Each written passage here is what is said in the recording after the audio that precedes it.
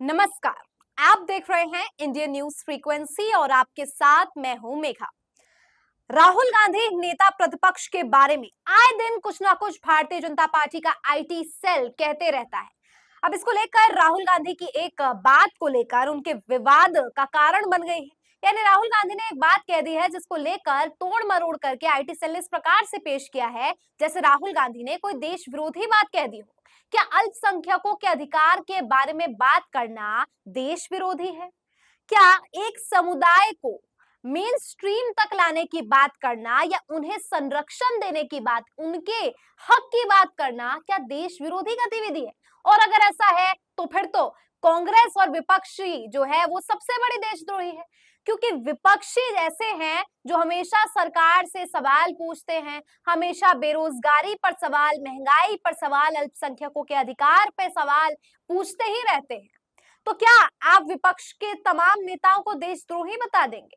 ताजा मामला दोस्तों देशद्रोही बताने से संबंधित नहीं है, बल्कि एक धमकी से संबंधित है, और धमकी है जान से मार डालने वाली धमकी। जी हाँ, ये धमकी दी है तरविंदर तरविंदर सिंह मारवाह ने। वही तरविंदर सिंह मारवाह जो पहले तो कांग्रेस में थे लेकिन फिर भारतीय जनता पार्टी में शामिल हो गए। खबर देखिए। बोलता हिंदुस्तान ने लिखा है, भाजपा नेता तरविंदर सिंह मारवा ने राहुल गांधी को धमकी देते हुए कहा, बाज आ जाओ नहीं तो तेरा भी वही हाल होगा जो तेरी दादी का हुआ था। अब कौन है ये तरविंदर सिंह मारवा? इंडियन एक्सप्रेस की खबर से समझिए। लिखा है, Tarvinder Singh Marwah, old Congress hand who won thrice from Delhi Jangpura joins BJP. यानी जंगपुरा से विधायक 3 मर्तबा रह चुके हैं कांग्रेस की टिकट पर, लेकिन ये भाजपा में शामिल हो गए। अब ऐसे में सवाल है, क्या भारतीय जनता पार्टी में जाने के बाद कांग्रेस के पूर्व नेताओं का हाल इस तरीके से हो जाता है? क्या जो भाजपा में शामिल हो जाते हैं उनके बोलने में, उनके नेचर में अग्रेशन अपने आप जुड़ जाता है?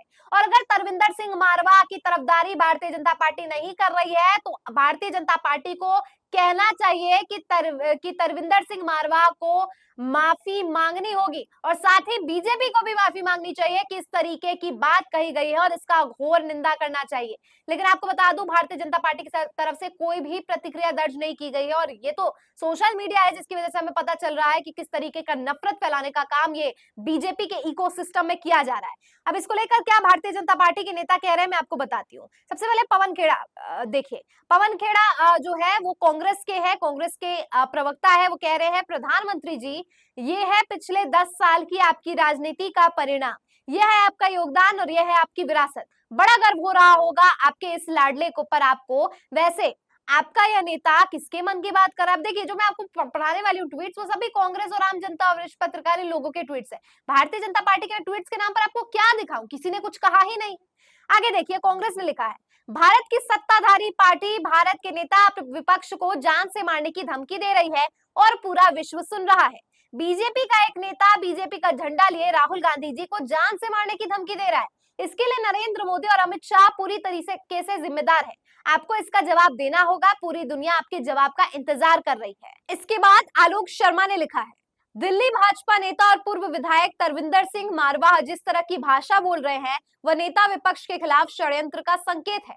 हम दिल्ली पुलिस से मांग कर रहे हैं कि भाजपा विधायक पर मामला दर्ज कर षड्यंत्र का पर्दाफाश करे।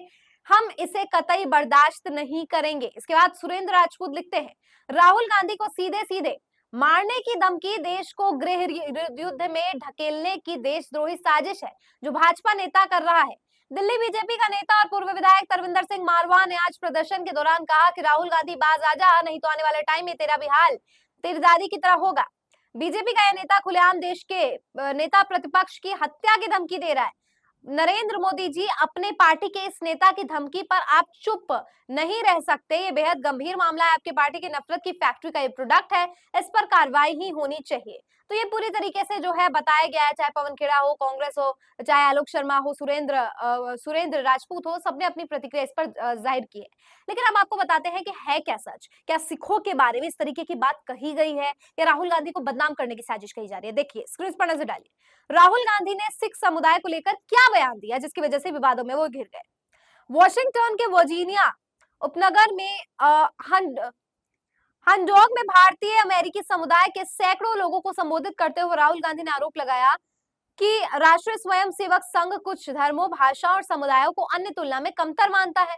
उन्होंने कहा कि भारत में राजनीति के लिए नहीं बल्कि इसी बात की लड़ाई लड़ी जा रही है।